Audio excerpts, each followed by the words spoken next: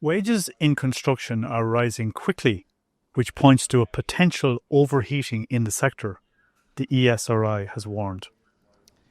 Construction wages are increasing to a much greater extent than in the economy as a whole, because the sector is dealing with the competing demands of building houses, retrofitting, and big infrastructure projects.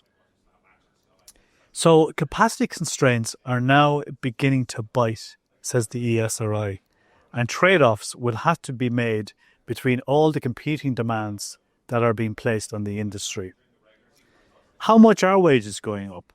Well, one measure comes from the CSO, which said that the average hourly earnings were up 10% year on year in the second quarter. So what needs to happen? Well, we have to prioritise what's important in construction, because everything can't be done at the same time. You can't build houses, retrofit them, and finish big infrastructure projects all at once if you have limited capacity. The government has already been told to switch the emphasis away from retrofitting and energy upgrades and towards building houses.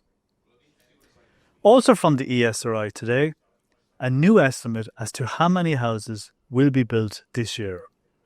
It now says over 35,000 units, which would be about 5,000 more than last year. But it has reduced its forecast for next year to just under 36,000. So what's going on with that? Well, there has been a slowdown in commencements and planning approvals this year. This is because the construction industry is busy finishing all the houses it promised to build last year in order to qualify for waivers on development levies and water connections. But it can't do both, complete and commence. So, more houses finished this year, but at the expense of fewer next year. Peter has been robbed to pay Paul.